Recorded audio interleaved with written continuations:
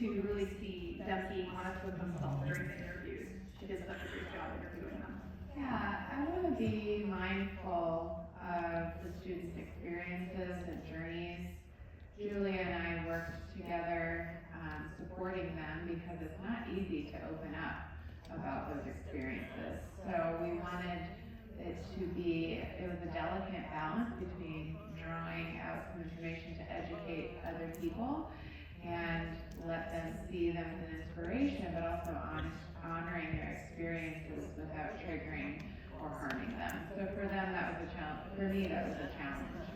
But the second part of your question, SooHyun, is just working with these students. The insight is that they're so resilient, and remember to go into each conversation, to be sensitive to their needs. But after every conversation, I felt so inspired and touched by their stories and their willingness to be open. And really, all of them proved that the services they received,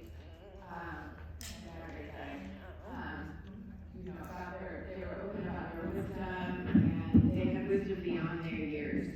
So, what they've accomplished at their age is something that I hadn't accomplished until much later in my life. So that was really inspiring for me to see, and it's something I took away from those conversations with all of them. I really valued my time with all of them.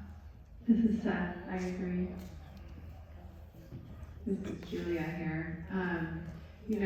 That film world was a whole new experience for me. I learned a lot from Melissa and Seth.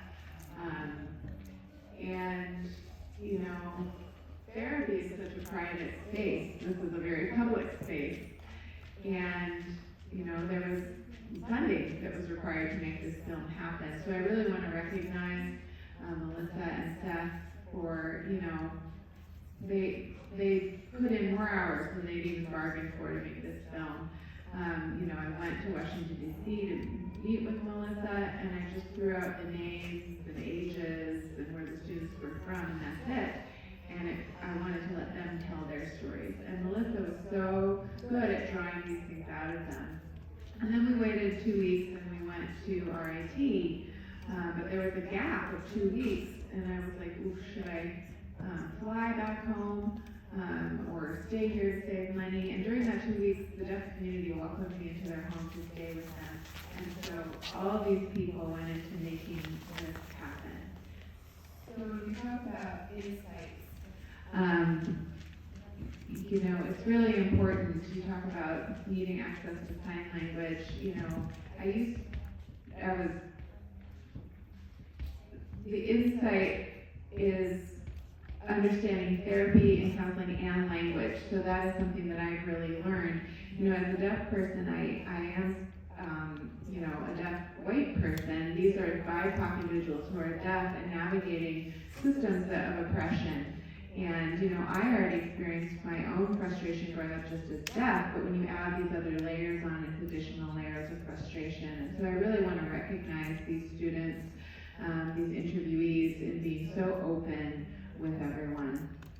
It's really touching, and it's such a wonderful experience to work with this team. We have a lot of diverse skills that we put together, and sometimes we had a hard time, maybe in our personal life, and we'd be supporting each other. And that also made this film happen. So thank you all. I'm going to say yes, thank you. This is one of